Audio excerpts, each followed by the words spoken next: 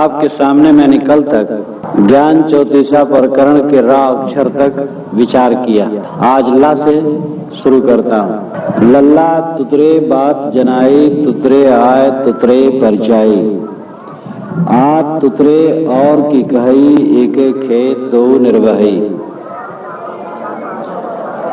सदगुरु कहते हैं लल्ला तुतरे बात जनाई। ला अक्षर से सदगुरु हमें बताते हैं कि जो तुतरे होते हैं वे तुतरे बात ही जनाते हैं। तुतरे का मतलब होता है तुतलाना या तुतलाने वाला। तुतलाने वाला जो बात कहता है वो साफ नहीं रहती बात। तुतलाने वाला कभी साफ बात नहीं कह सकता है। यहां तुतलाने का लाक्षणिक अर्थ है निर्णय सही न होना। जो स्वयं भ्रांत है वो निर्भ्रांत बात नहीं कर सकता है। जिसे जड़ चेतन का बोध नहीं है, कर्तव्य का बोध नहीं है, विधि निषेध का बोध नहीं है, वह आपको सही रास्ता नहीं बता सकता है। लल्ला तुतरे बात जनाई, तुतरे आए तुतरे परचाई। तुतरे आय नाम होना। जो तुतरा है वो तुतरे की ही परिचय देगा, तुतरी बात में ही कहेगा, गोल मोल बात। शास्त्र अनेक है, कितने पंडित लोग सभी शास्त्रों को जानते हैं करीब करीब, और उनसे जो कहो उसी ढंग से वो बोल लेते हैं। उसी बात का निषेध भी करते हैं, उसी बात का विध भी करते हैं। ऐसे लोगों से साफ निर्णय की कोई आशा नहीं की जा सकती। हमें सच्चा ज्ञान उसी से होगा जो निर्भ्रांत दृष्टि वाला हो, जिसकी दृष्टि में भ्रांति है, जो स्वयं अंधकार में है, जो स्वयं संदेह में है, वह दूसरे को निसंदेह नहीं कर सकता है। इसीलिए गुरु के विषय में बताया जाता है कि गुरु वही सही हो सकता है जो स्वयं निर्णय सिद्धांत को समझता हो। रास्ता बताने वाला अगर स्वयं रास्ता साफ नहीं जानता है तो रास्ता सही नहीं बता सकता है। गुरु चुनाव में इसकी महती आवश्यकता है कि हम सावधानी से गुरु का चुनाव करें जो हमें सही रास्ता बता सके। प्रश्न होता है कि शिष्य जब स्वयं अभी दुविधा और संदेह और अज्ञान में है तो गुरु को कैसे परख सकता है। और इसीलिए सचमुच कितने लोग गुरु के नाम पर दिग्भ्रमित हो जाते हैं। लेकिन ये समझ लो, आप अपने ज्ञान की दृष्टि से ही गुरु को परखेंगे और गुरु के ज्ञान को परखेंगे। शिष्य का मतलब एकदम अज्ञानी नहीं होता। शिष्य का मतलब है उसको अभी वो जिज्ञास में पूरा बोध नहीं है, लेकिन जानी दशा तो सब में है। जानते सब हैं, शिष्य भी जानता है, शिष्य को भी परखने की जरूरत है। शिष्य गुरु को परखे, गुरु के ज्ञान को परखे। अगर शिष्य में स्वयं ज्ञान नहीं होगा तो वह कैसे दूसरे को परख सकेगा। गुरु की बात को परखने के लिए भी तो शिष्य में ज्ञान चाहिए। हम ये आशा नहीं करते हैं कि गुरु शिष्य बिल्कुल अज्ञानी है। बिल्कुल अज्ञानी है तो गुरु के ज्ञान को कैसे समझ पाएगा। इसलिए शिष्य को भी चाहिए कि गुरु की परख करे। जिसकी दृष्टि साफ हो ऐसे गुरु की शरण में जाए, तभी उसको सच्चा रास्ता मिलेगा। गुरु केवल जाति, वर्ण, विद्या, महंती, गद्दी, प्रतिष्ठा से नहीं करना चाहिए। ऐसा गुरु हो जो प्रतिष्ठित हो, जो महंत हो कहीं का, जो गद्दी पर हो, जो बहुत विद्वान हो और जो ऊंचे वर्ण में हो। ये सब गलत चुनाव है। गुरु तो वह है जिसका ज्ञान सही है, जिसका आचरण सही है। गुरु की दो योग्यताएं हैं, सच्चा ज्ञान, पवित्र आचरण। पवित्र आचरण वाला है कोई, लेकिन सच्चा ज्ञान नहीं है तो रास्ता सही नहीं बता सकता है। और सच्चा ज्ञान है लेकिन पवित्र आचरण वाला नहीं है तो उसके द्वारा भी शिष्य को पूर्णत्व की दिशा नहीं मिल सकती। इसलिए गुरु में दो योग्यताओं की महती आवश्यकता है, उसकी ज्ञान दृष्टि साफ हो और आचरण पवित्र हो। जाहिदे गुमराह का मैं किस तरह हमराह हूं, वह कहे अल्लाह है, मैं कहूं अल्लाह हूं। कोई जाहिद है लेकिन गुमराह है तो उसका साथी मैं कैसे बने। जाहिद कहते हैं सदाचारी को, जाहिद कहते हैं त्यागी को। जाहिदे गुमराह का मैं किस तरह हमराह हूं। जो साफ दृष्टि वाला तो नहीं है लेकिन सदाचारी है तो उसका साथी मैं कैसे बनूं। वह कहता है अल्लाह है, मैं कहता हूं अल्लाह हूं। दोनों बड़ा फर्क है, पता नहीं कहां है और हूं प्रत्यक्ष है। इसलिए गुरु तो है, वो सदाचारी भी है लेकिन अलग कहीं भटका रहा है, अलग दिखा रहा है हाजिर ते दूर बतावें, दूर की बात निराशी। कहत कबीर सुनो भाई साधो, बिन गुर भरम न जासी। जो हाजिर हुजूर है उसको दूर बताते हैं लेकिन दूर की बात तो निराशाजनक है। साहब कहते हैं गुरु के बिना, सच्चे गुरु के बिना भ्रम नहीं जाता है, इसलिए सच्चे गुरु की जरूरत है। तो हमें पथ प्रदर्शक सही चुनना चाहिए, आदर्श सही चुनना चाहिए। उपासनी वही होता है जो पवित्र हो और सच्ची दृष्टि वाला हो। उपासना से उपास के संस्कार उपासक में आते हैं। आग के पास बैठने से गर्मी मिलती है, पानी के पास बैठने से शीतलता मिलती है। दुर्जन के पास बैठने से दुर्जनता मिलती है, सज्जन के पास बैठने से सज्जनता मिलती है। जिसकी उच्च दृष्टि है, साफ दृष्टि है, पवित्र आचरण है, ऐसे पुरुषों की उपासना से अपने में पवित्रता और सच्चा ज्ञान आता है।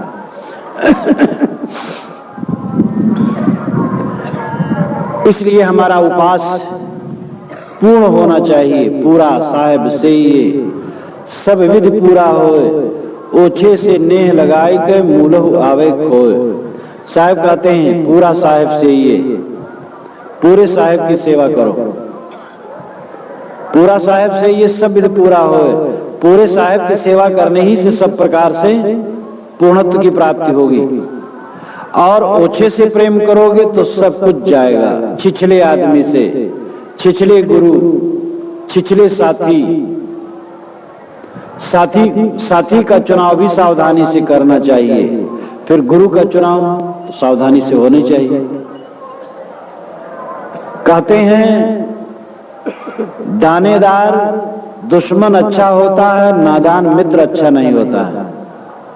नादान मित्र घटिया काम समय से करता है और दानेदार दुश्मन घटिया काम कभी नहीं कर सकता। हमें कोई अपना दुश्मन मानता हो लेकिन वो सच्चा आदमी है, ईमानदार है और समझदार है तो हमें धोखा नहीं देगा। और अगर हमारा कोई मित्र है और नादान है, उसकी विवेकवती बुद्धि नहीं है, समझ अच्छी नहीं है, तो वह नादानी का काम कर सकता है, घटिया काम हमारे साथ कर सकता है। तो सामान्य मित्रों के लिए, सामान्य साथियों के लिए चुनाव जब किया जाता है, साथियों का चुनाव, मित्रों का चुनाव किया जाता है, तो समझदार लोग दानेदार मित्र चुनते हैं, समझदार मित्र चुनते हैं। फिर गुरु का चुनाव तो बहुत ही जरूरी है, समझ करके करना। सच्चा ज्ञान, सच्चा आचरण जिसका है वही पथ प्रदर्शक हो सकता है। और जो तुतुरे है, तुतलाता है, यहां तुतलाने का शाब्दिक अर्थ नहीं, लाक्षणिक है। कोई तुतलाने वाला भी सही बात कह सकता है, जबान से तो तुतलाता है, उसमें तुतलाहट आ जाती है, लेकिन ज्ञानी है, सही बात कहता है। यहां लाक्षणिक अर्थ है साफ न कहने वाला। साफ न कहने वाला यानी जिसका मन ही साफ नहीं, समझ ही साफ नहीं, क्लियर विचार ही नहीं है, तो क्लियर वक्तव्य कैसे हो सकता है। जड़ और चेतन का उसे विवेक नहीं, कर्तव्य कर्तव्य का विवेक नहीं। तो लल्ला तुतरे बात जनाई, तुतरे आए तुतरे परिचय। जो तुतरे है वो तुतरे ढंग से ही परिचय देगा। जो भ्रांत है वो ज्ञान की बात कहते हुए भी भ्रांत ज्ञान कहेगा, निर्भ्रांत ज्ञान नहीं कहेगा। निर्भ्रांत होना बहुत कठिन बात है। अच्छे अच्छे साधु भ्रांत होते हैं, साधु हैं, पुराने हैं, तपस्वी हैं, लेकिन भूत प्रेत तक सिद्ध करते हैं कि मैंने भूत देखा है, कहते हैं।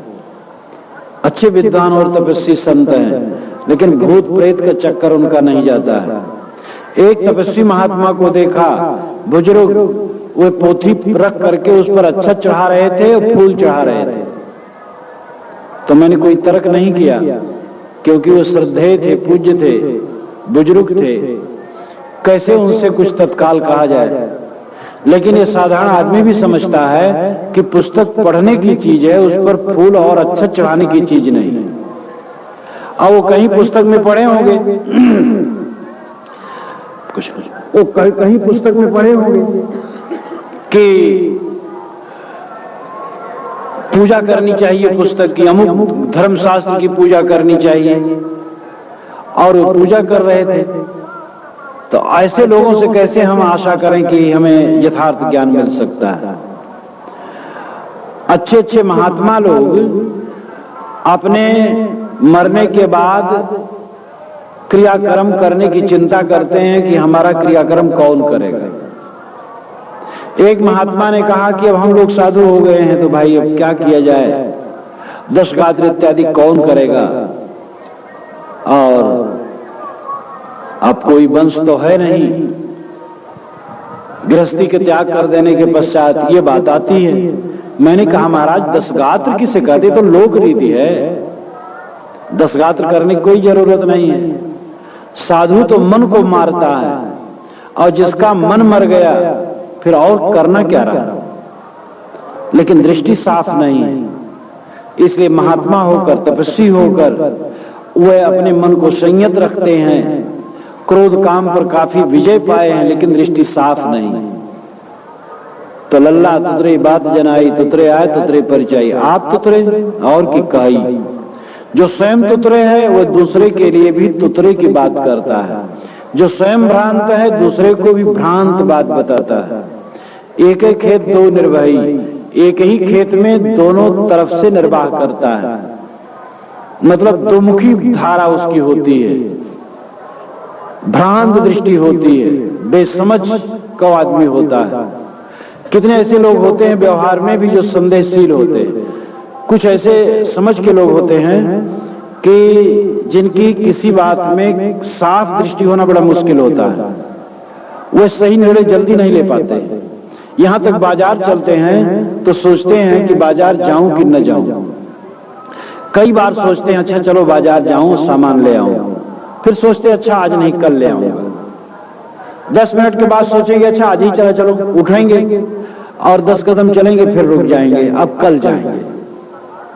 कितने लोगों में निर्णय की क्षमता बहुत कम होती है, और ऐसे लोगों का व्यवहार अच्छा नहीं होता है। वे अपने साथियों के लिए सही निर्णय जल्दी से नहीं दे पाते, हर बात में उनके संदेह होता है।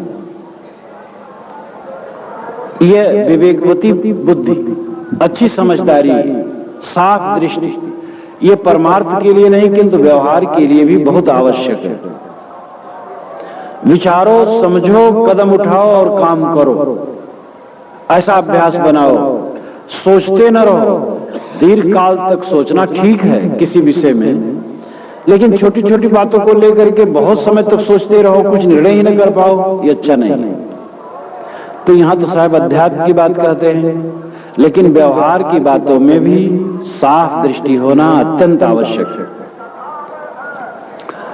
तो सदगुरु ने लाक्षर में उपदेश किया कि जो लोग तुतरे हैं, जो लोग तुतलाते हैं, जिनकी भाषा साफ नहीं है, इसका मतलब यह है कि उनकी समझ साफ नहीं। जिनकी समझ साफ नहीं, उनकी भाषा साफ नहीं, फिर उनके साथ लगना बेकार है।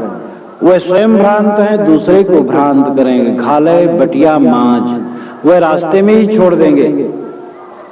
इसलिए स्वयं तुम भ्रांत न रहो और दूसरे भ्रांत का साथ न करो।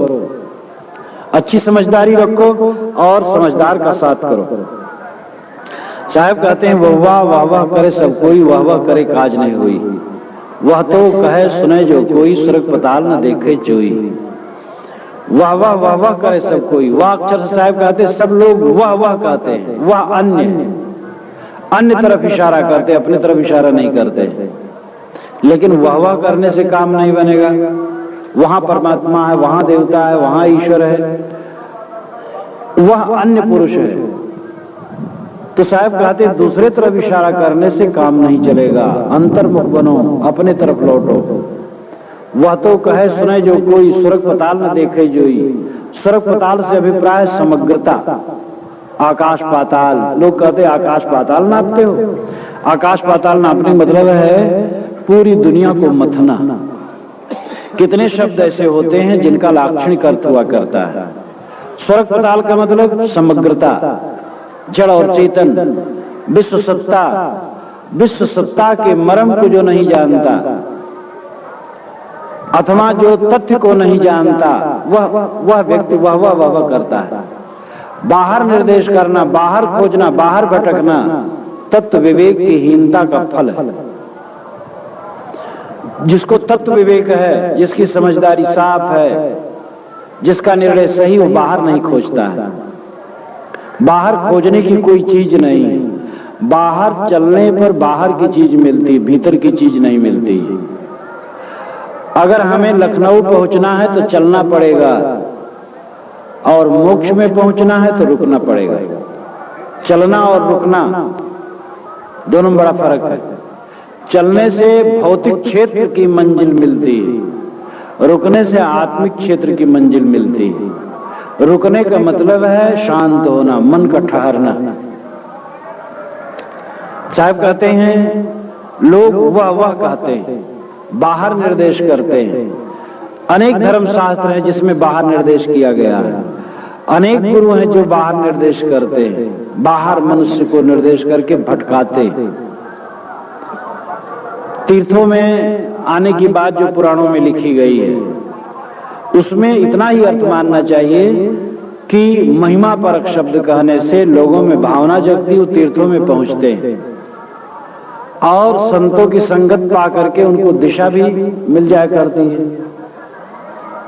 और अगर उतना ही अर्थ समझें कि गंगा में नहाओ और मुक्त हो जाओगे, इतनी ही बुद्धि रखते हैं तो उनको कोई बहुत बड़ा लाभ नहीं होता।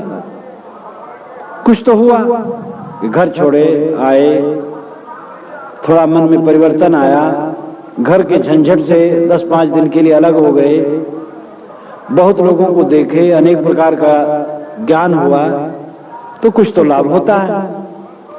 दूसरे तरफ उनकी समझ जड़ हो जाती है। वे समझते हैं हम तीर्थ में नहा लिए, मुक्त हो गए। जो जाए बद्री सो नाव बद्री।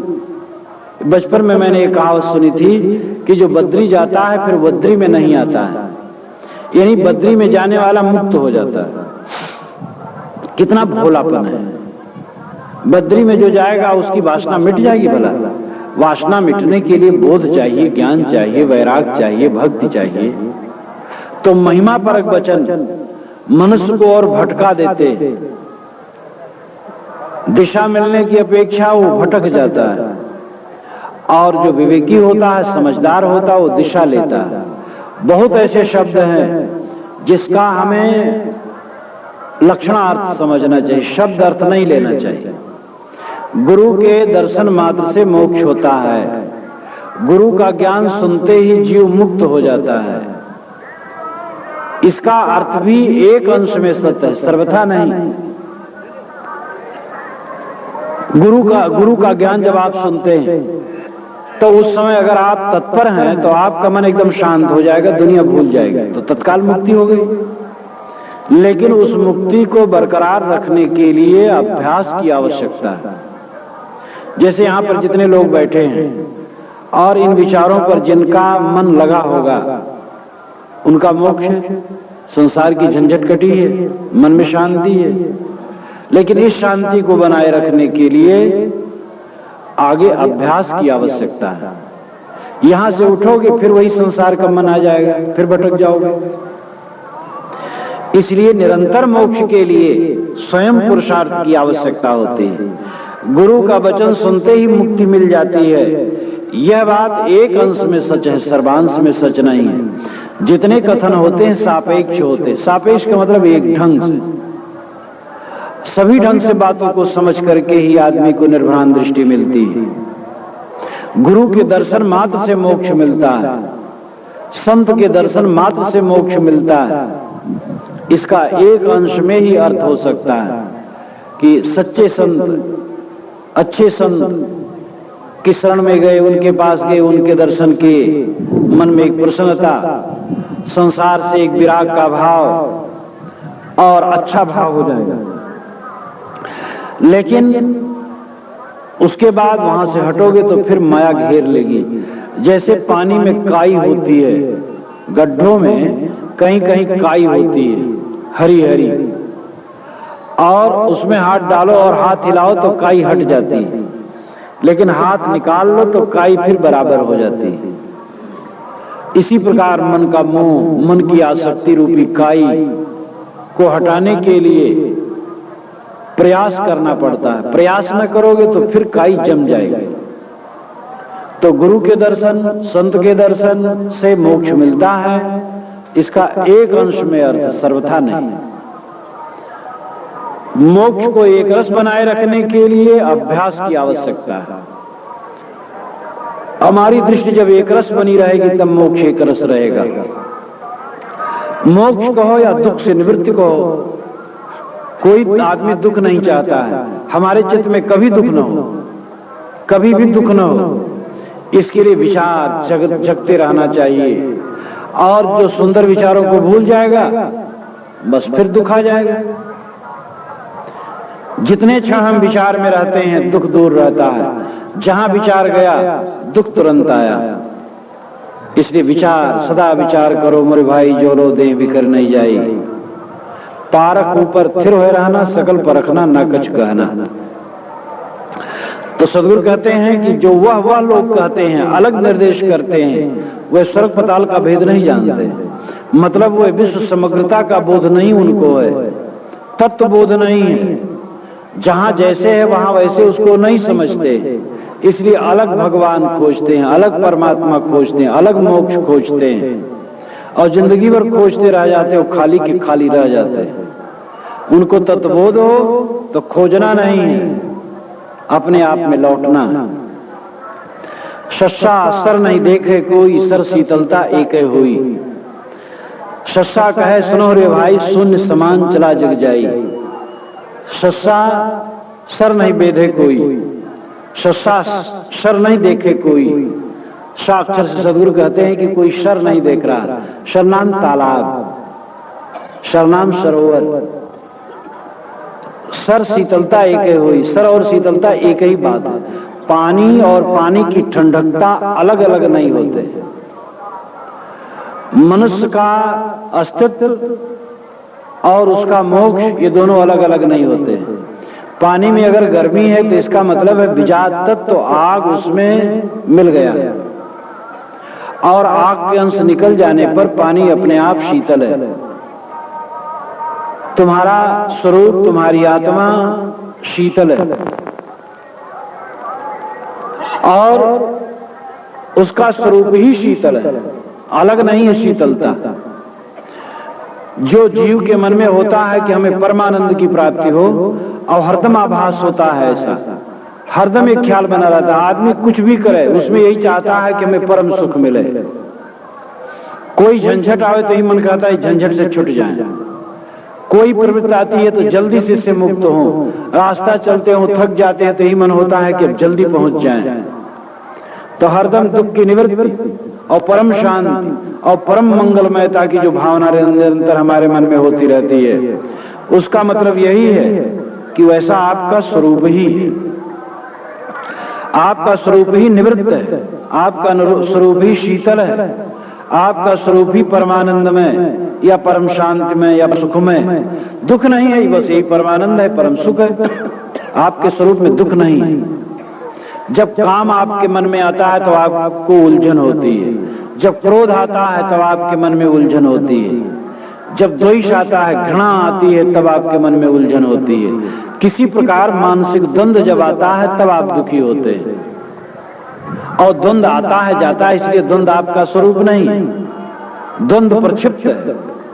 द्वंद्व बाहर से आया हुआ, गलत सोचने के गलत तरीके से द्वंद्व आया है, और सोचने का गलत तरीका जब मिट जाता है, गलत विचार जब मिट जाते हैं, तब द्वंद्व मिट जाता है, और उसके पश्चात शीतलता आपका स्वरूप ही। साहब कहते सर शीतलता एक हुई, तालाब और शीतलता, तालाब से मतलब है जलाशय, तो जो जल का समूह है और शीतलता दोनों में द्वैत नहीं है, अलग अलग नहीं। कोई पानी और ठंडकता को चीर करके अलग नहीं कर सकता है, और आग और गर्मी को इसी प्रकार तुम और तुम्हारा मोक्ष, तुम और तुम्हारा परमात्मा अलग अलग नहीं किया जा सकता है।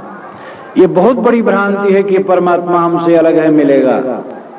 परमात्मा आपसे अलग नहीं है। ज्यों तिलवाही तेल है, ज्यों चकमक में आग, तेरा साईं तुझ में जाग सके तो जाग। जैसे तिल में तेल होता है और चकमक में आग होती है, उसी प्रकार तुम्हारा साईं तुझ में है, जागना हो तो जागो। उदाहरण जितने होते हैं वह सफल नहीं होते, सारे उदाहरण विफल होते हैं। वो एक दिशा में निर्देश करते हैं, क्योंकि उदाहरण सिद्धांत के अनुसार हो ही नहीं सकता है, लेकिन थोड़ा सा निर्देश उससे लिया जाता है। तिल में तेल है, लेकिन तिल को पेर देने से तेल और खली अलग अलग हो जाते हैं, तो सर्वथा उदाहरण नहीं घटेगा, लेकिन फिर भी एक अंश में लगाया जाता है। जैसे तिल में तेल व्याप्त है, और जैसे चकमक में आग, उसी प्रकार तेरा साईं तेरे में है। तेरा साईं तेरे में है मतलब है तेरा गुरुत्व, तेरा शिवत्व, तेरा ईश्वरत्व, तेरा परमात्मत्व तेरे अपने आप में है। पानी में शीतलता है, जल का परम पियास। गोस्वामी जी ने सतसई में कहा है, जल का परम पियास, जल ही बहुत प्यासा हो गया।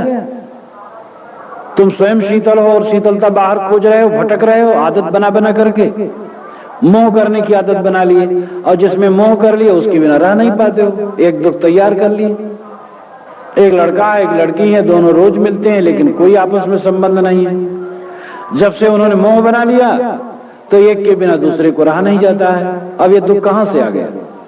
किस ईश्वर और परमात्मा ने आपको दुख दे दिया? कोई नहीं दिया, आपने दुख मोल ले लिया, मोह बना लिया किसी, बस मोह बना करके दुखी होने लगे। किसी से वैर बना लिए, बस दुखी होने लगे। कहीं कोई आदत बना लिए, दुखी होने लगे।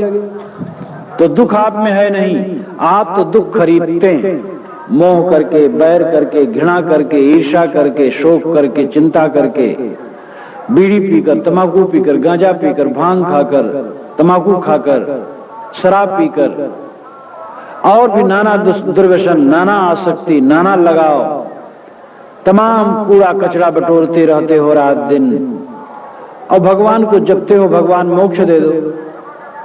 अरे जपना और तपना सब ये है, ये कूड़ा कचरा को निकाल करके फेंको। जो कूड़ा कचरा बटोर लिए हो फेंक दो, और नया कूड़ा कचरा न बटोरो। पानी बचाओ वापना, पानी मांग न पीऊ, जो जानो जग जीवना, जो जानो सो जीव।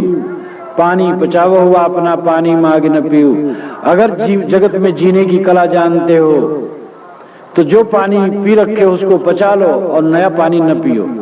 यहां भी अलंकारिक भाषा में कथन है, यानी जितने संस्कार, जितनी वासनाएं तुम ग्रहण कर रखे हो उनको बचा लो और नई वासनाएं, नए संस्कार न ग्रहण करो। तो साहब कहते हैं जैसे जल और शीतलता एक वस्तु है, उसी प्रकार तुम्हारी आत्मा और परमात्मा एक वस्तु है।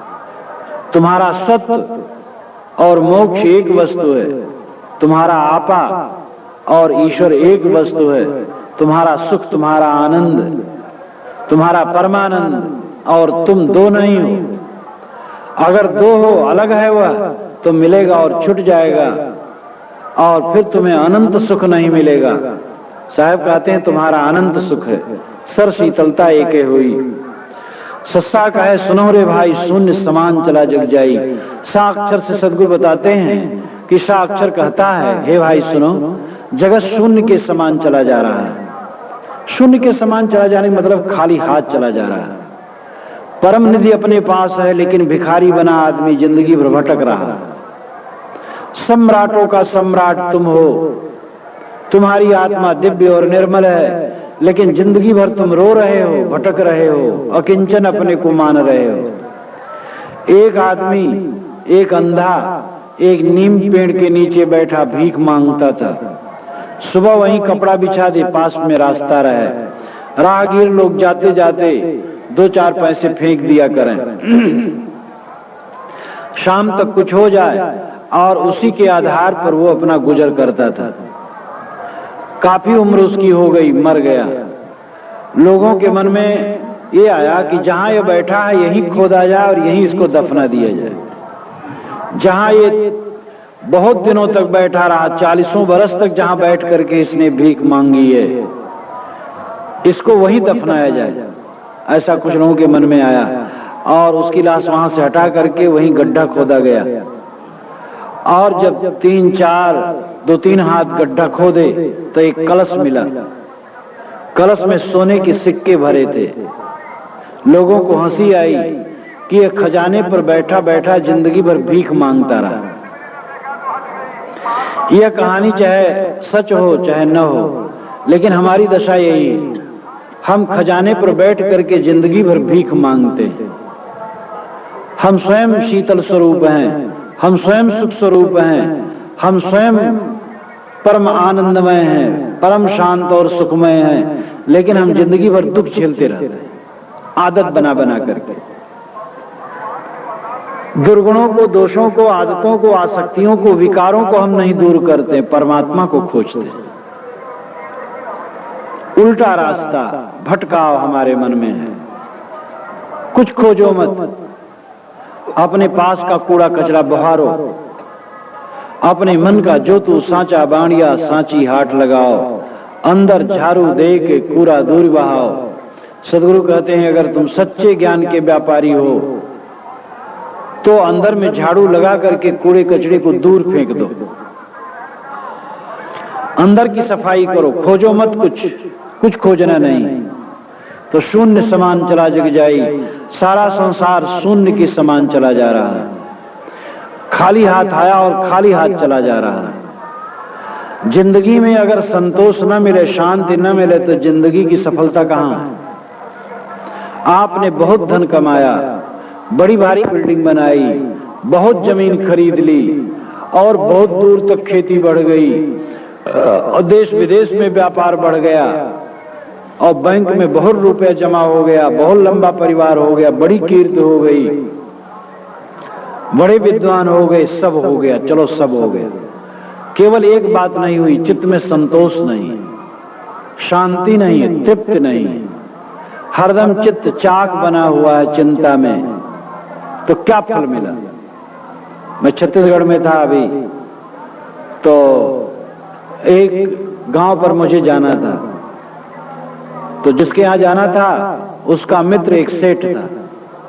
तो उसने कहा भाई हमारे गुरुजी को आप हमारे घर पर ला दीजिए अमुक जगह से। कहे ठीक है। तो अपनी गाड़ी लेकर के हमारे पास पहुंचे। वो नवयुवक था, अभी ज्यादा उम्र नहीं, 25-26 की रही होगी। मुझे गाड़ी पर बैठाया, चला तो रास्ते में कहा महाराज हमारे सब कुछ है, खाली शांति नहीं है। तो मैंने कहा तुम्हारे पास फिर है क्या? और उसकी भी उम्र 25 वर्ष की। हम कहे तुम इतने ही जीवन में अशांत हो गए हो। और मैंने कहा भी जब तुम्हारे पास शांति नहीं, तुम्हारे पास है क्या आखिर? जिसको तुम धन समझते हो, जमीन और मकान सब मिट्टी है। रुपया जिसको समझते हो कुछ पत्थर और कागज के टुकड़े हैं, तो क्या है तुम्हारे पास?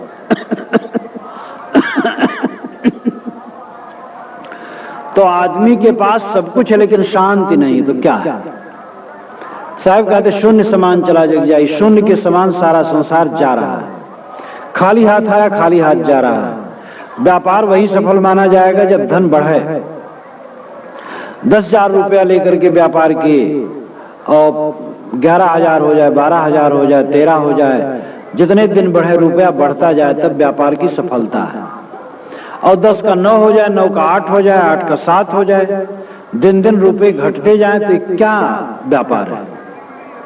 जिंदगी में हम आए और शिशुपन से बालकपन, बालकपन से कुमार, कुमार से जवानी, जवानी से परिपक्व अवस्था, परिपक्व अवस्था से बुढ़ापा। तो बालकपन में जितनी प्रसन्नता रही, जवानी में प्रसन्नता घट गई। जो प्रसन्नता बाकी बची खुची जवानी में थी वो परिपक्व अवस्था में और चली गई, बुढ़ापा में और चिंताक्रांत हो गए और उलझ गए। तो ये व्यापार घाटे का है और ये खाली होकर के जाना है। ये पर तो मैं बारंबार कहा करता हूं आपसे कि रोते हुए हम जन्मे हैं, शिकायत करते जीते हैं और निराश होकर मरते हैं। तो कितना ही संपन्न बाहर से जीवन हो, कोई अर्थ नहीं। केवल नमक रोटी जीवन भर मिलती रहे, सामान्य कपड़े पहनते रहें, झोपड़ी में रहें, लेकिन शिकायत करते हुए न जिए, निराश होकर न मरें, तो यही जीवन है। रोते रोते जन्मते हैं, ये तो प्रकृति का विधान है, इसमें कोई बस नहीं है। हर आदमी रोते ही जन्मता है, ऐसे सदा जन्मेगा। लेकिन शिकायत करते करते न मरें, इसमें हमारा अधिकार है। हम शिकायत करते हुए न मरें, हम शिकायत करते रहते हैं, अपने साथियों की शिकायत करते रहते, बात नहीं मानते, सेवा नहीं करते, और ये शिकायत रहती हमें सुख नहीं मिला। किसी को टटोलो तो यही कहेगा हमें जीवन में सुख नहीं मिला। तो शिकायत करते करते हम जीते हैं और अंत में निराश होकर मरते हैं। जीवन एक अभ्यास है। जीवन वह नहीं है केवल कि बहुत सारा जिसका नाम है धन दौलत, वो कूड़ा कबाड़ बटोर लिए और समझ लिए हम तृप्त हो गए, सफल हो गए। अच्छा जीवन तो अच्छा अभ्यास है। जब जीवन में अच्छा अभ्यास हो, सोचने का अभ्यास ही हो, खाने पीने, उठने बैठने, बोलने, संबंध करने, लेने देने, व्यवहार बरतने, अच्छा अभ्यास हो, सब में अच्छा अभ्यास हो। अपने को कहीं उलझावे नहीं, कहीं फंसे नहीं, कहीं उद्वेगित न हो, कहीं अशांत न हो, ये जीवन सफल जीवन है। लोग जीवन की सफलता यही समझते हैं खूब पैसा कमा लिए और मकान दुकान और दुनिया की चीजें बढ़ गई, जीवन सफल है। ये सफलता नहीं, ये तो कम बेस होता है। इसमें भी मेहनत करना चाहिए, जितना बढ़े अच्छा है, लेकिन उसमें भी बेतहाशा बढ़े तो कोई फायदा नहीं है। जीवन एक अभ्यास है, अच्छा अभ्यास। साहब कहते शून्य समान चला जग जाए, सारा संसार शून्य के समान जा रहा है, यानी खाली हाथ जा रहा है, तृप्त होके नहीं जा रहा है। इसलिए जीवन की सफलता है तृप्ति। खक्खा खरा करे सब कोई, खर खर करे काज नहीं होई, खक्खा कहे सुनो रे भाई, राम नाम ले जाओ पराई। साहब कहते हैं सभी मतवादी लोग अपने मत को खरा और दूसरे मत को खोटा मानते हैं। कहीं जाओ, एक ईसाई से कहो कि भाई सत्य क्या है, वो कहता है राजा तो एक ही बार दर्शन देता है, ईश्वर तो अपने पुत्र के रूप में एक बार केवल आया है। मुसलमान से पूछो, वो कहेगा खत्मा नबी मोहम्मद है और मोहम्मद के हाथों में ही स्वर्ग का राज्य है। जब तक क़यामत होगा तब तक के लिए मोहम्मद के थ्रू ही स्वर्ग में पहुंच सकते हो। ऐसे हमारे यहां भी लोग कहेंगे, हिंदू समाज में भी कहेंगे, ये सब जगह दशा है। सब अपनी बात को खरी और दूसरे की खोटी मानते हैं। साहब कहते खरखर करने से काम नहीं बनता है, अपना खरा और दूसरे को खोटा समझने से काम नहीं बनता है। खक्खा कहे सुनो रे भाई, राम नाम ले जाओ पराई। साहब कहते हैं राम ऐसा नाम जिसका है उसका बोध होना चाहिए। पराई का मतलब भागना, हटना, यानी हटो। राम का मतलब क्या है? हटना, त्यागना। तुम आत्म तत्व का तुम्हें बोध है, राम का बोध है, परमात्मा का बोध है, और सारे विकार वैसे वैसे, तो क्या परमात्मा का बोध है? राम नाम ले जाओ पराई। राम नाम तुम अगर जानते हो, सत्य जानते हो, तो पराई जाओ, भाग जाओ, हट जाओ, दूर हो जाओ। जो जागल सो भागल हो रमैया राम, सोत गैल बिगोय हो रमैया राम। जागने का मतलब है भागना। वो जागता कैसे है जो भागता नहीं है? भागने का एक ही अर्थ मत समझना घर छोड़ करके भाग जाना, मोह छोड़ करके भागना। घर में तो सबको रहना पड़ता है, हम लोगों को भी, आप लोगों को भी, साधु गृहस्थ सबको घर में रहना पड़ता है। घर नहीं बांधता है, जन नहीं बांधता है, मन बांधता है। हमारा मन ठीक हो तभी हमारी व्यवस्था हो सकती। मन गड़बड़ है तो कहीं चले जाएं हम बंधे रहेंगे। शिखध्वज और चुड़ाला की कहानी मैंने आपके सामने एक दिन कही थी। शिखध्वज राजा था, चुड़ाला रानी थी। रानी ज्ञानी थी, राजा देहाभिमानी था। रानी बारंबार कहती थी आत्मज्ञान में रमो, राजा मुस्कुरा करके रह जाता था। वो बारंबार कहती रही, परिपक्व अवस्था आ गई राजा की। एक दिन उसको बड़ी ग्लानि हुई कि ये रानी हमारी पत्नी है, बारंबार आत्मज्ञान की बात कहती है और मैं पुरुष हूं और मैं इतना पतित हूं कि मोही हूं, ठीक नहीं है। उसके मन में किना आया और एक दिन रात छोड़ करके विरक्त हो गया, जंगल में गया, तप करने लगा। 1 साल बीत गया तो चुड़ाला वेश बदल करके महात्मा के वेश में पहुंची और उसने कही राजन तुम्हें शांति मिली? शिखध्वज ने कहा शांति नहीं मिली। उसने कहा त्याग करो। उसने सोचा मैं क्या त्याग करूं, राजपाट सब कुछ त्याग है। तो जिस कुटिया में वो रहता था उस कुटिया में उसने आग लगा दी और दंड कमंडल पोथी पत्रा लेकर के विचरने लगे जंगल में और तप करने लगे। साल भर के बाद चुड़ाला फिर गई वेश बदलकर। उसने पूछा शांति मिली राजन? कहे शांति नहीं मिली। तो कहे त्याग करो। तो जब वो चला गया तो सोचे क्या त्याग करो भाई, अब कुछ नहीं रहा। तो दंड कमंडल पोथी पत्रा रख करके उसमें आग लगा दी और एक करधनी पहन करके और उसमें कोपीन लगा करके केले के छिलके का और तप करने लगे। साल भर के बाद फिर चुड़ाला आई वेश बदलकर। राजन शांति मिली? शांति नहीं मिली। उसने कहा त्याग करो। उसने लंगोटी छोड़ दी, भोजन छोड़ दिया, पानी पीता, पत्ता चबाता। साल भर हो गया, शरीर सूख गया। रानी आई वेश बदलकर, राजन तुम्हें शांति मिली? कहे शांति नहीं मिली। कहा त्याग करो। फिर बड़ा मुश्किल है, क्या त्याग करो? तो पास में कुआं था, वो कुआं के पास गया अपने शरीर को गिरा देने के लिए। उसमें चुड़ाला दौड़ करके उसका हाथ पकड़ ली और कहा राजन शरीर के त्याग से काम न चलेगा, अहंता ममता का त्याग करो। आपके मन में अहंता ममता शेष है तभी शांति नहीं मिलती। अहंकार की आग में दहत सकल संसार, तैसे बाँचे संत जन केवल शांति आधार। अहंकार की आग में सारी दुनिया जल रही है और उससे कोई बचता है जो शांति का आधार पकड़ता है। चिंता क्यों होती? अहंता से। क्यों मन में द्वेष, घृणा, हिंसा इत्यादि की भावनाएं आती? अहंता से। अहंता सारे बंधनों की जड़ है।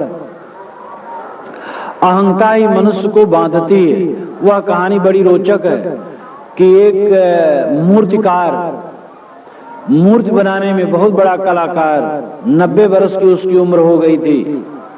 उसने सोचा मैं अपनी शक्ल में मूर्तियां बना लूं और मूर्ति बना करके खड़ी कर लूं। मौत आए तो उसी में खड़ा हो जाऊं तो समझ नहीं पाएगी मौत कि असली आदमी कौन है और मैं बच जाऊंगा। उसने अपनी शक्ल में 100 मूर्तियां बना ली और एक बहुत बड़े हॉल में उसने खड़ा कर लिया। तो कुछ समय के बाद मौत आई। मौत आई तो उसमें घूमने लगी, पता नहीं पाया असली आदमी कौन हो, उसी में खड़ा हो गया। लौट गई, यमराज के पास गई, कही महाराज तो समझ में नहीं आता असली आदमी कौन है।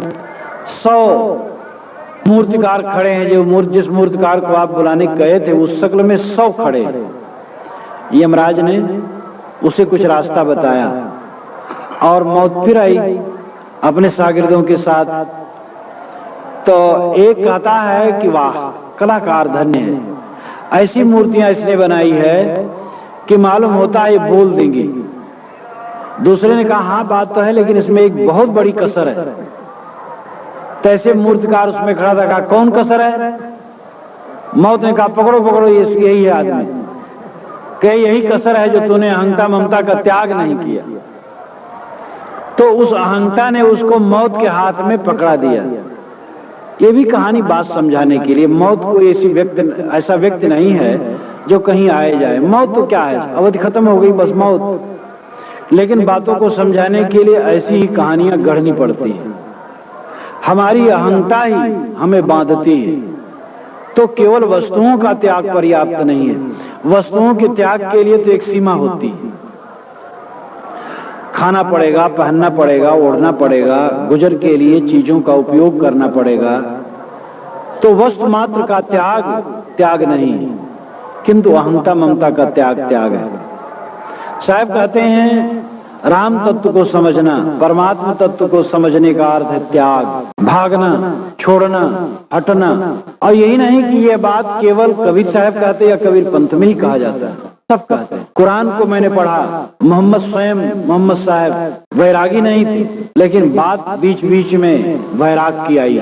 महात्मा ईसा तो वैरागी थे, उनकी वाणियों में ऐसी बात आई ही है। जितने श्रृंगार के गीत इसमें क्या सुनते हैं, बस आदमी यही गाता है, तेरे बिना मैं तड़फ रहा हूं, मेरा कलेजा फट रहा है। जितने श्रृंगार के गीत, यही तो श्रृंगार उसके गीत, यही सब तो हैं। हाय तौबा, जिसकी आंखें हो विवेक की वो समझ सकता है कि उसमें भी वैराग्य है।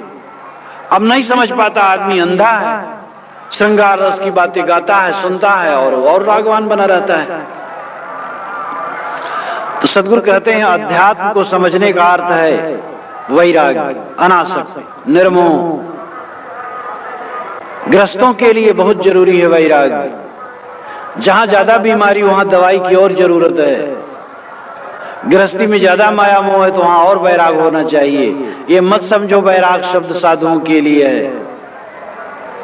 हैजा जहां पड़ी हो वहां दवाई और देना चाहिए कि नहीं देना चाहिए? तो जहां ज्यादा ममता मोह आ सकती है वहां वैराग की और महती आवश्यकता है। और मरना सबको है, साधु को भी मरना है, गृहस्थ को भी मरना है, बच तो कोई नहीं सकता है। इसलिए शांति चाहते हो, राम भजन चाहते हो, तो राम भजन तभी होगा जब मन अनासक्त होगा, मन निर्मोही होगा। सस्सा सरा रचो बरियाई, सर्वेधे सब लोग तवाई, सस्सा के घर सुन गुड़ होई, इतनी बात न जाने कोई। सस्सा सरा रचो बरियाई, सदगुरु कहते हैं कि सा अक्षर कहता है कि तुम जबरदस्ती अपने लिए सरा रच रखे हो। सरा कहते हैं चिता को। जैसे कोई अभागा आदमी अविवेकवश अपने आप को जला देने के लिए लकड़ी की चिता बना ले और आग लगा ले और उसी में कूद के मर जाए। ये अविवेकी आदमी ऐसे अपने लिए कर लेता है, अपने लिए चिता बना करके स्वयं जलता है। आप ही जाल बिछाई गए आप फंसे मतिमंद, कहां रोग कहां औषधि कैसे मिले आनंद। जितने दुख हैं किसने बनाया है? इसमें जितने बैठे हुए लोग हैं और इनमें से जो तमाकू खाते हैं वे स्वयं सोचे, तमाकू का दुख, तमाकू खाने की आदत किसने बनाई? वो खुद बनाए हैं। शराब जो पीते हैं स्वयं बनाए हैं शराब की आदत, गांजा की आदत, भांग की आदत, बीड़ी की आदत, सिगरेट की आदत। काम क्रोध लोभ मोह के संस्कार किसने बनाए? आपके बनाए हैं। हम स्वयं अपने लिए चिता बनाते हैं, स्वयं जलते हैं, स्वयं हम अपने आप के लिए गड्ढे खोदते हैं। जो लोग कहते हैं दूसरे ने हमें दुख दिया, ये भूल है। दूसरा कोई दुख देने का सामर्थ्य नहीं रख सकता है। अगर हमारे पास विवेक है, कोई दूसरा दुख दे नहीं सकता है। दुख हम स्वयं अपने आप को देते हैं, सुख हम स्वयं अपने आप को देते हैं। हमारे मार्ग में कोई रोड़ा हो नहीं सकता है। हम अपने मार्ग के स्वयं रोड़े और अपने मार्ग को हम स्वयं प्रशस्त करने के साधन हैं। यह आत्मविश्वास हुए बिना कभी किसी का कल्याण नहीं हो सकता है। अच्छी समझदारी न होने से आदमी भटकता रहता है। कितने लोग शिकायत करते रहते हैं कि लोग हमारे रास्ते में रोड़े अटकाते हैं। कोई रोड़ा नहीं अटका सकता है। तुम स्वयं वीरता पूर्वक चलते रहो, सारे रोड़े टूट करके अलग हो जाएंगे। तुम्हें कोई बंधन दे नहीं सकता है, तुम स्वयं अपने बंधन बनाते हो। बंधन मन में होते हैं, और मन का बंधन दूसरा कैसे बनाएगा? हमें कोई गाली देता है, गाली देने से हम उलझ जाते हैं, तो उलझ जाते हैं तो हमारी कमजोरी है। अगर हमारी बलवत्ता होगी तो किसी की गाली देने से हम उलझेंगे नहीं। पशु को हाँका जाता है तब वो चलता है, और इंसान अपनी इच्छा से चलता है। अगर हमें कोई गाली दे और हम उलझ जाए तो हम पशु, उसने हमें हाँक दिया। और किसी से प्रभावित होकर के हम दुष्कर्म करने लगे तो हम पशु। हमें मनुष्यत्व होना चाहिए, स्वयं जागरूक होना चाहिए। आप कह सकते हैं इतनी हिम्मत, इतना विवेक सब में नहीं होता है, तो सब में नहीं होता इसलिए सब दुखी हैं। तुम्हारे में हिम्मत न हो, तुम्हारे में विवेक न हो, तुम्हारे में त्याग न हो, और तुम्हारा दुख भी मिट जाए, ये होने वाला नहीं। कोई कर नहीं देगा, कोई भगवान तुम्हारा दुख दूर कर नहीं पाएगा, कोई गुरु तुम्हारा दुख दूर नहीं कर पाएगा। अपने मन के कूड़ा कचरा जब तुम स्वयं हटाओगे तब तुम शुद्ध होगे। अपने परमात्मा तुम्हें स्वयं बनना, अपना विधाता स्वयं बनना है। तुम्हारा विधाता कोई नहीं बन सकता है, तुम्हारा परमात्मा कोई नहीं बन सकता है। तुम्हें अपना परमात्मा बनना है, अपना विधाता बनना है। गुरु केवल निर्देश करेगा, लेकिन अंततः तो अपने गुरुत्व की प्रतिष्ठा में जो प्रतिष्ठित नहीं होता है, स्वयं जिसकी आंखें नहीं खुलती हैं, गुरु शिष्य में गुरुत्व उद्घाटित करता है। गुरु शिष्य को शिष्य नहीं बनाता है, गुरु बनाता है। बहम नहीं होना चाहिए मेरी बातों में। ये नहीं कि किसी गुरु के पास जाओ तो आपको अपना गुरु बनाता है। नहीं समझते हैं तो अर्थ का अनर्थ लोग कर डालते हैं। गुरु किसी को शिष्य नहीं बनाता है, उसको गुरु बनाता है। मतलब उसके गुरुत्व का वो उद्घाटन करता है, और वो कहता है जो मैं हूं वही तू है। गुरु की क्वालिटी कोई अलग नहीं होती दूसरे जीव के, दूसरे प्रकार के वो जीव। हम आप जितने मनुष्य हैं, जितने जीव हैं, सब जीव में गुरुत्व है, सारे मनुष्यों में गुरुत्व है। और गुरु बताता है जो मैं हूं वही तू है। साहब ने कहा जो तू चाहे मुझको छाड़ सकल की आस, मुझे ही ऐसा होए रहो सब सुख तेरे पास। अगर तुम मुझे चाहते हो तो सारी आशा छोड़ करके मेरे समान निष्काम हो जाओ। उन्होंने ये नहीं कहा हम तुम्हें मोक्ष दे देंगे। उन्होंने कहा जैसे मैं मुक्त हूं वैसे तुम मुक्ति चाहते हो तो तुम भी आशा छोड़ दो। मैं आशा छोड़ दिया हूं, मैं निष्काम हो गया हूं, इसलिए मुक्त हूं। तुम भी निष्काम हो जाओ, तुम भी मुक्त हो जाओ। कितनी सीधी सादी सी बात है। तो गुरु शिष्य नहीं बनाता, किंतु व्यक्ति में गुरुत्व का उद्घाटन करता है। तुम्हारा गुरुत्व उद्घाटित होना चाहिए, तुम्हारा श्रेष्ठत्व, तुम्हारा शिवत्व उद्घाटित होना चाहिए। तो तुम स्वयं अपने लिए चिता बना रखे हो, स्वयं जल रहे हो अपने काम क्रोध लोभ मोह से। मैं जानो तो ही से व्यापे जरत सकल संसारा। साहब कहते मैं जानता हूं कि तुम्हारी आग से तुम जल रहे हो, और सारा संसार अपनी अपनी आग से जल रहा है। सब जग जरते देखिया अपनी अपनी आग। आपके घर में दूसरा कोई आग लगा सकता है, लेकिन आपके मन में दूसरा कोई आग नहीं लगा सकता है। आपके मन में अगर दूसरे ने आग लगा दी तो आपकी कमजोरी है।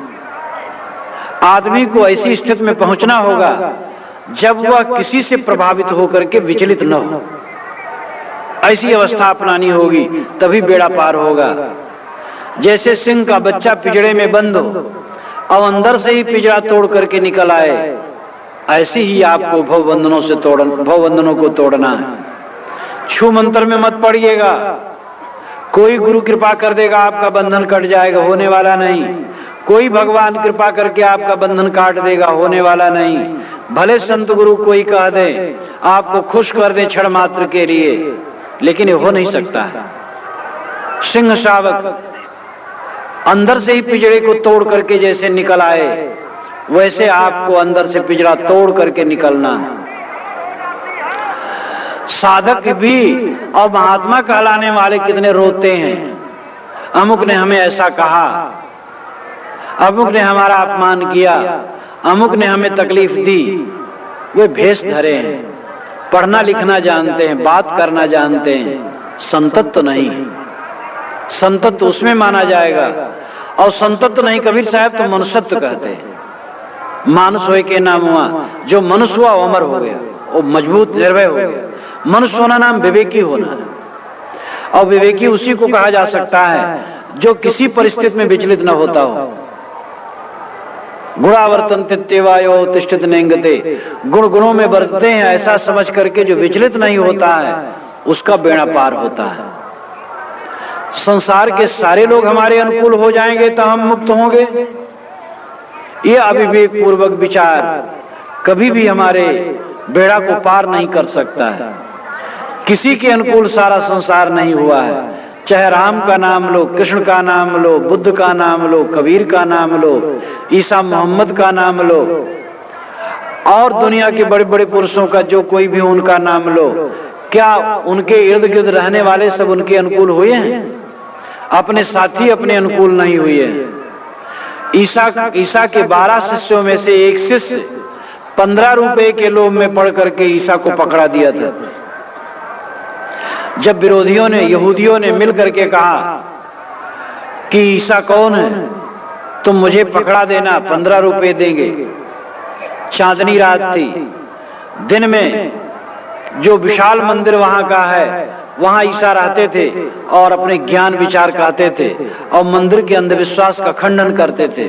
वहां पशु रखे जाते थे, बेचे जाते थे, पशुवध होता था। ईसा ने कहा ये व्यापार खत्म करो, तो सब जल गए थे पुरोहित, और आज पुरुषों से मिल गए थे तो पैसा तय हो गया था। एक शिष्य 12 शिष्यों के साथ वे दिन में तो रहते थे मंदिर और नगर में, और रात में पर्वत पर पास में चले जाते थे। तो वहां पर जब पर्वत पर थे जंगल में, तो जब वह उसने कह दिया था मैं जिसका हाथ चूमूंगा उसी को समझ लेना कि वो ईसा है। तो जो 15 रुपया पाया था ईसा का शिष्य, जब विरोधी लोग पकड़ने गए तो ईसा का हाथ दौड़ करके उसने चूम लिया, तुरंत ही ईसा पकड़ लिए गए।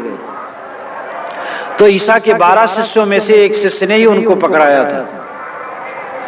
अपने लोग अपने घातक हो जाते जिनको आप अपना कहते हैं। तो इसलिए आदमी को तो इतना कमर कस के तैयार रहना है कि कहीं से भी विचलित न हो। जो अपने आप को मजबूत कर सकता है वो दुखों से मुक्त हो सकता है। साहब कहते हैं तुम अपने हाथ अपनी चिता बनाते हो और जल करके मरते हो। तुम स्वयं दोष बनाते हो, स्वयं दुर्गुण बनाते हो, स्वयं व्यसन बनाते हो, स्वयं ममता और बैर करते हो, स्वयं अपने मन से, वाणी से, कर्मों से ऐसे विकार इकट्ठा करते हो जिससे रात दिन जलते हो। और साहब कहते हैं सर बेधे सब लोग तवाई, सर नाम बाण, अज्ञान के बाण में बिध करके सब लोग तवाई नाम मूर्छित। अविवेक के बाण में सब बिद्ध, अज्ञान के बाण में सब बिधे, सब मूर्छित, सारा संसार मूर्छित है। हम सही दिशा में नहीं रहते, हमारी मूर्छा। जिस समय हम काम वासना सोचते हैं मानो एक मूर्छा, जब हम क्रोध में होते एक मूर्छा होती है, उस समय जागरूकता नहीं होती है, हम अपनी स्थिति में नहीं होते हैं।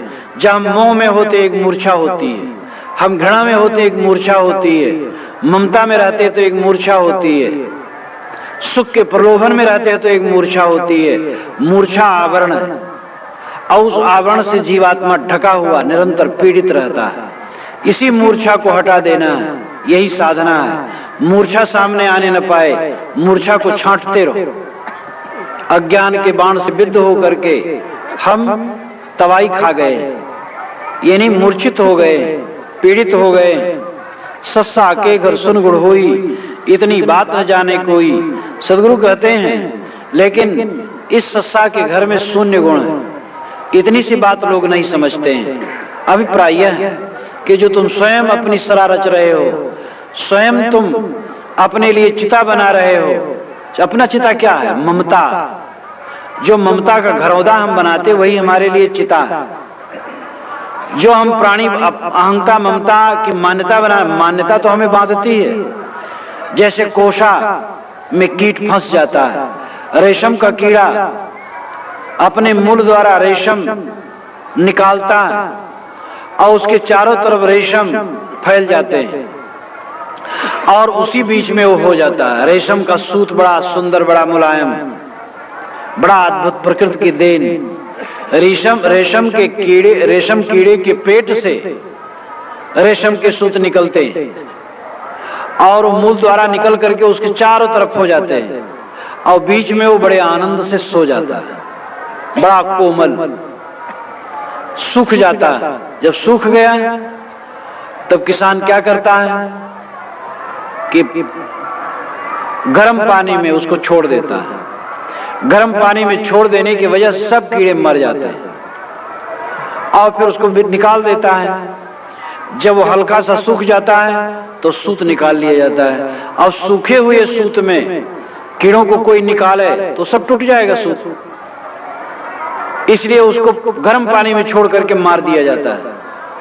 फिर रेशे नरम हो जाते हैं पानी में छोड़ने से और फिर रेशे निकाल लिए जाते हैं। तो अपने ही से पैदा करके कोशा में, रेशम के कोश में वो स्वयं मरता है। आप और हम सब अपने ही मन से पैदा करके अहंता, ममता और मान्यता, उसी में हम मरते हैं। कोई दूसरे के बंधन में नहीं मरता है, दूसरे के परिवार से हमें बंधन नहीं होता, अपने परिवार से बंधन होता है। दूसरे का घर हमें नहीं बांधता, अपना घर हमें बांधता है।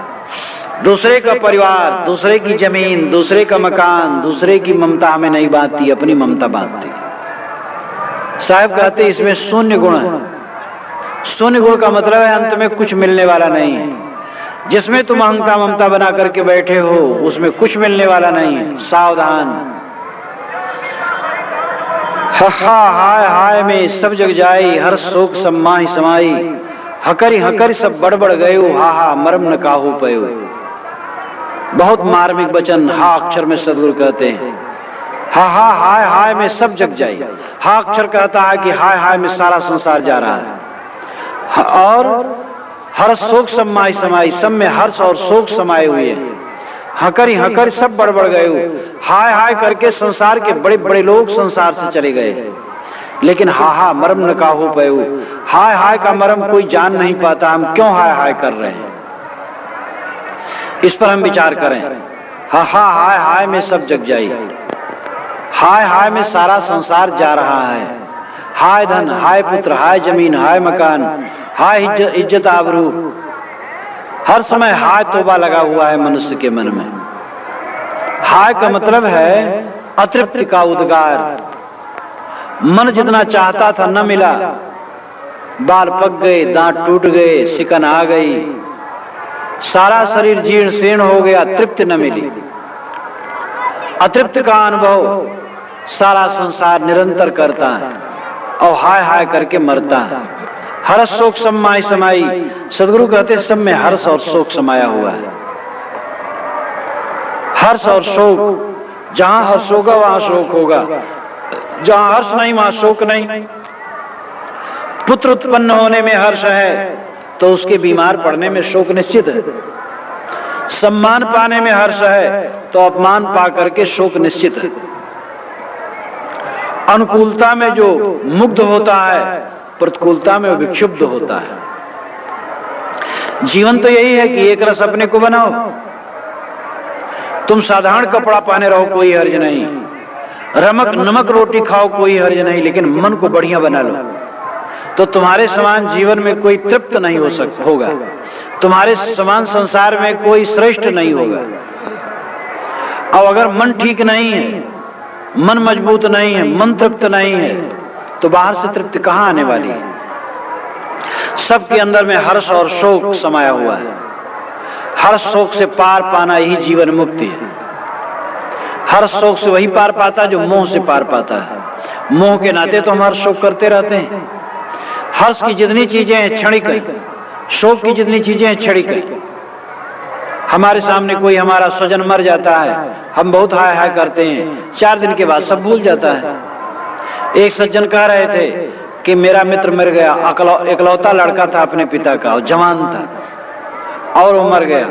मैं मिलने के लिए कुछ दिन में जा सका कुछ कारणवश, तो मैं समझता था जब उसके पास, उसके पिता के पास जाऊंगा तो लिपट करके रो पड़ेगा।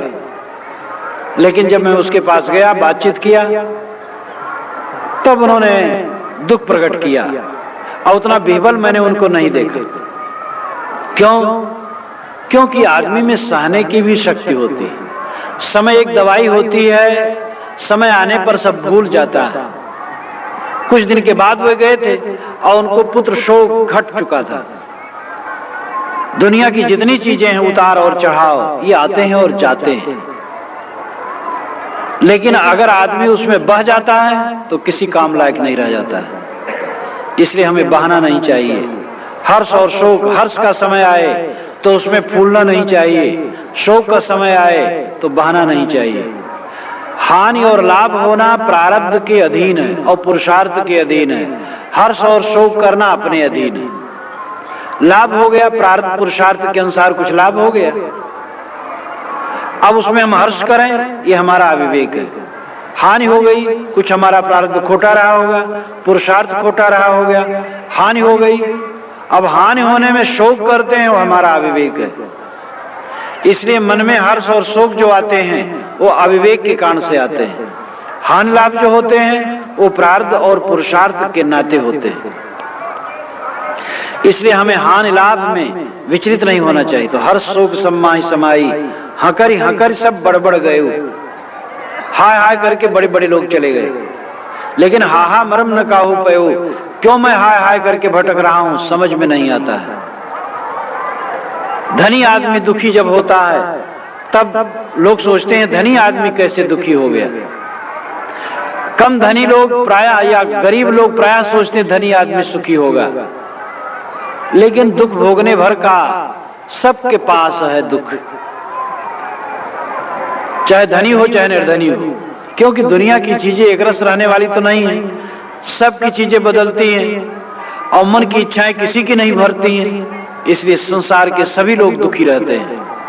तो हकर सब बड़बड़ गए, हा मरम न काहू पयो, हाय हाय करके बड़े बड़े लोग चले गए, लेकिन हाय हाय का भेद नहीं जाने क्यों।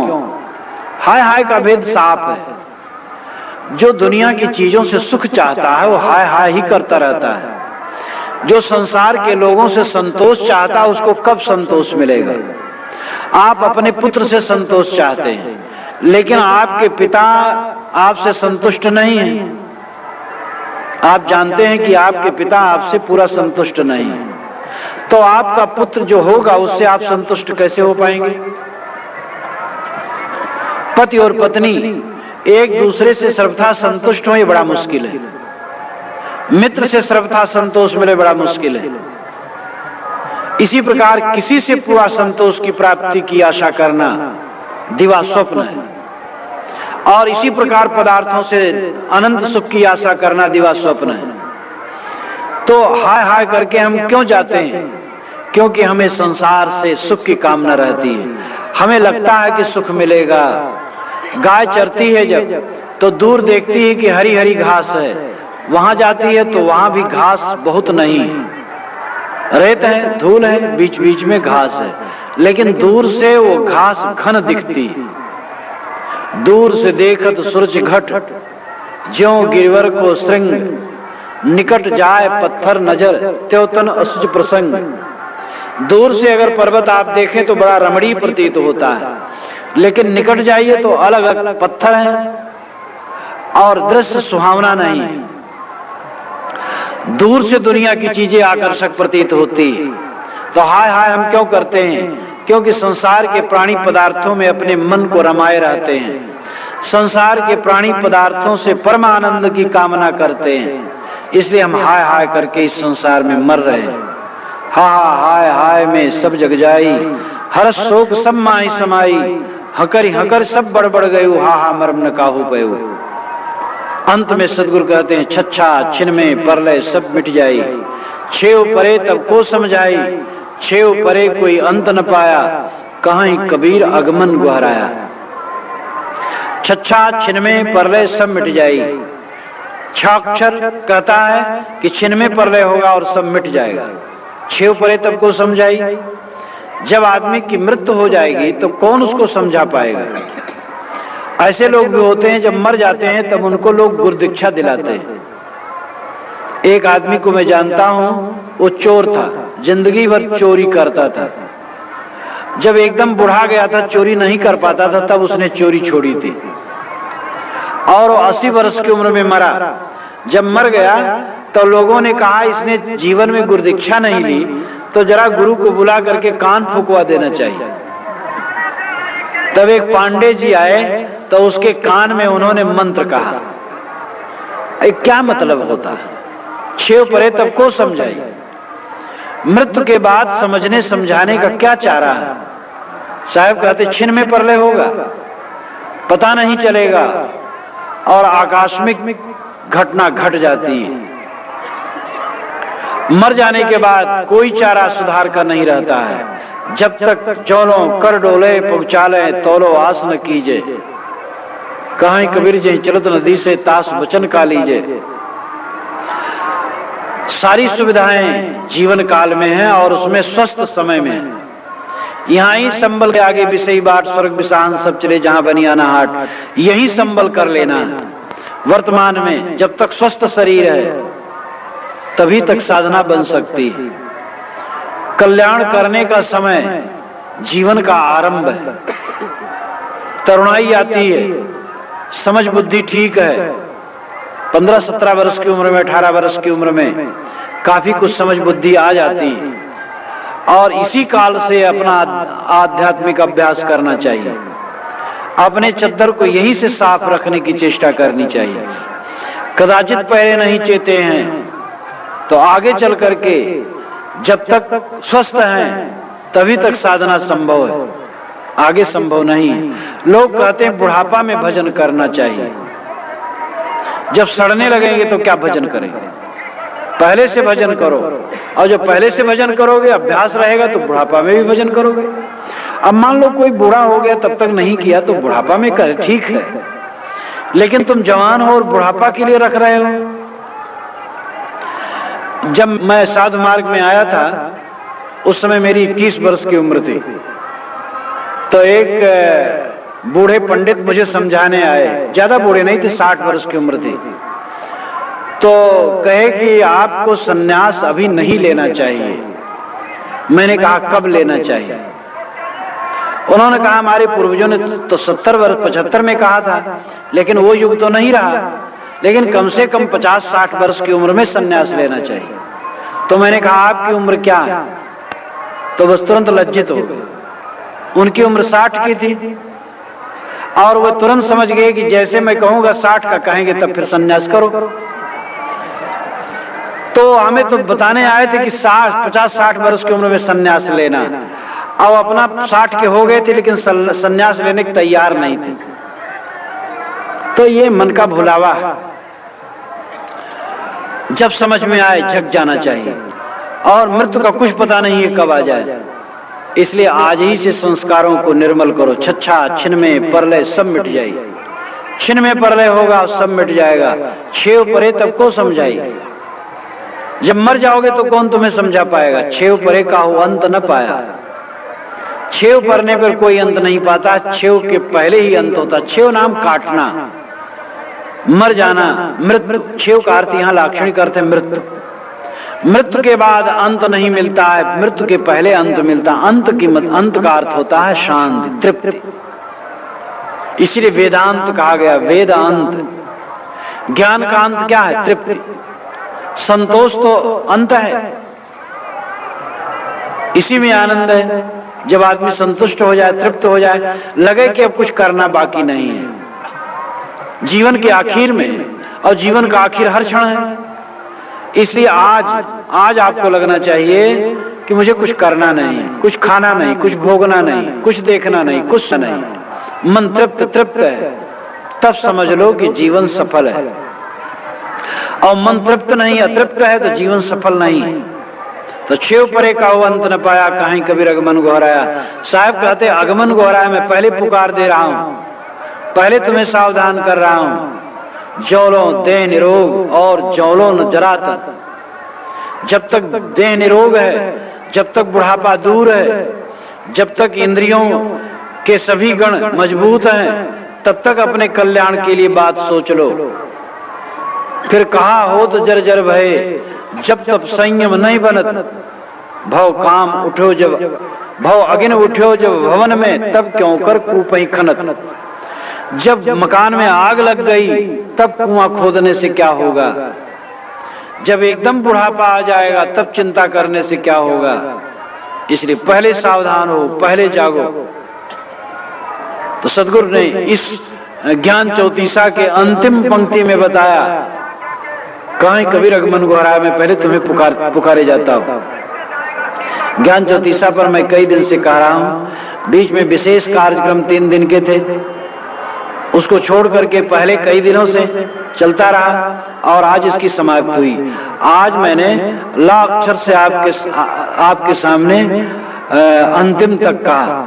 लाक्षर में सदगुरु ने बताया कि आदमी तुतला करके बोलता है तो उसकी बात साफ समझ में नहीं आती। तो कहीं कोई ज्ञानी भी हो सकता है और उसकी जबान ही ऐसी तुतला जाए, तो जो तोतली जबान है उसके लिए साहब का कहना नहीं। तुतलाने का मतलब है संदिग्ध अवस्था में बात करना, संदिग्ध बात करना, मिली जुली बात करना, साफ न करना। ऐसे गुरु, ऐसे मार्ग निर्देशक जो स्वयं संदेह में हो, स्वयं भ्रांत हो, उनके साथ लग करके आपका काम न बनेगा। जो स्पष्ट निर्णयी हो, साफ कहने वाले हो, जिनका जीवन साफ हो, मन साफ हो, मन साफ हो तो बात साफ रहेगी, ऐसे के शरण में लगो। वह में वाक्षर से कहा कि सब लोग वह वह कहते हैं, अन्य पुरुष बताते हैं, लेकिन वह कहने से काम नहीं बनेगा। वह नहीं, यह स्वयं अपनी आत्मा की तरफ जो उन्मुख करता है वो सच्चा गुरु है। क्षाक्षर में सदगुरु ने कहा कि शर और शीतलता एक है, पानी और पानी की ठंडकता एक है, तुम और परमात्मा एक हो, तुम और मोक्ष दो नहीं हो। शांति और सुख, जो अनंत सुख और अनंत शांति हो, तुमसे अलग नहीं है, वो तुम्हारा स्वरूप ही है। उसको समझो और समझो, विचारो और ठहरो। और मूर्धन्य सा द्वारा सदगुरु ने कहा, क्योंकि वो सा और खा दोनों पढ़ा जाता है, तो खरखर करने से काम नहीं बनता। मेरा मत खरा दूसरे का खोटा, ऐसा कहने से काम नहीं बनता। तुम्हारा मत क्या है, इसका बड़ा महत्व नहीं है, त्याग का महत्व है। जीवन में त्याग हो, जिसके जीवन में त्याग है, जिसके जीवन में अनासक्ति है, वही सबसे बड़ी चीज है। और सा में सदगुरु ने कहा कि हम स्वयं सरा रचते हैं, स्वयं हम चिता बना लेते हैं। हर आदमी अपने लिए स्वयं आग लगा लेता है, अपनी अपनी आग में सारा संसार जलता है, अपने बनाए बंधनों में सारा संसार बंधा हुआ है। हमारे ही बाण हमारे लगे हुए हैं और हम मूर्छित हैं। हमारे अविवेक के बाण सर्वेधे सब लोग तबाही। हम जो मूर्छित हैं अपने अविवेक के बाण से ही मूर्छित हैं। मूर्छा अबोध है, मूर्छा विकारों का प्रभाव है और उससे हमें जगना चाहिए। और अंत में आगे सदगुरु ने कहा हाक्षर से कि सब लोग हाय हाय करके मर रहे हैं, और ये भेद नहीं जानते हम क्यों हाय हाय करके मर रहे हैं। अगर वो समझे तो समझ सकते हैं कि हम बाहरी प्राणी पदार्थों में सुख की कामना करके हाय हाय करते हैं। जो संसार के भोगों से सुख की कामना करता है वो सदा हाय हाय करके मरता है। जो समझता है सुख का स्रोत हमारे अंदर में है, अखंड सुख, अखंड आनंद, अखंड शांति हमारे अंदर में है, वो हाय हाय नहीं करता है। जो तृप्त है वो रोटी का टुकड़ा देख करके क्यों वहां कूद पड़ेगा। जो कई दिनों का भूखा है वही कहीं रोटी का पिंड देख करके उस पर टूट पड़ेगा। जो स्वयं तृप्त आत्मा है वो संसार की चीजों में क्यों प्रलुब्ध होगा। इसलिए इस अपनी गरिमा को समझो, अपनी आत्म तृप्ति को समझो। और अंत में सदगुरु ने हमें वैराग की बात बताई, छच्छा छिन्मे परले सब मिट जाई, छेव परे तब को समझाई, छेव परे कोई अंत न पाया, काहीं कबीर मन गोहराया। क्षण में प्रलय होने वाला है, क्षण में हमारा सब छूट जाएगा, और जब शरीर छूट जाएगा तब उसके पश्चात कल्याण करने का कोई आलम्बन नहीं रह जाएगा। इसलिए जब तक शरीर निरोग है, स्वस्थ है, सावधान होकर के अपने कल्याण मार्ग में चलो। कहा जाता है कि युधिष्ठिर, राजा युधिष्ठिर के पास कोई आया था भिक्षु, और उसने कुछ मांग किया था। युधिष्ठिर ने कहा था कल आना, तब भीम ने उसके लिए बाजा बजवाया था। युधिष्ठिर ने कहा क्यों भैया, तुम्हें क्या खुशी है? कहे भाई साहब आपने कल तक मृत्यु को जीत लिया। कहे क्यों, कैसे? तो बताया आप उसे कहे कल देंगे तो मतलब आपको निश्चय है कि कल तक आप जीवित रहेंगे। तब उनको लगा तुम सच कहते हो। यह भी बात समझाने का तरीका है, क्योंकि व्यवहार में तो ऐसा कहना पड़ता है, कई बातें होती कल के लिए, परसों के लिए, नरसों के लिए, लेकिन अर्थ यह है कि हम ये कह नहीं सकते हैं कि सांस जो आया वो फिर आएगा। इसलिए साहब कहते हैं मैं पहले पुकार रहा हूं, सावधान कर रहा हूं, जागो। ज्ञान का व्यवहारिक स्वरूप है वैराग्य, और वैराग की व्याख्या है अनासक्ति। अनासक्ति होती है वस्तु की अंतिम स्थिति देखकर, जो जैसे है उसको वैसे समझ करके अनासक्ति होती है। एक युवती को देख करके युवक आकर्षित होता है, और युवक को देख करके युवती आकर्षित होती है। लेकिन युवक में अगर सुख है युवक के शरीर में, तो युवक उस सुख को लेकर के सुखी रहता, वो युवती में आकर्षित नहीं होता। और अगर युवती के शरीर में सुख है तो युवती स्वयं अपने शरीर के सुख को लेकर के सुखी रहती, वो युवक में आकर्षित नहीं होती। इसलिए आकर्षण एक व्यामोह है, न उसके शरीर में सुख है न उसके शरीर में सुख है।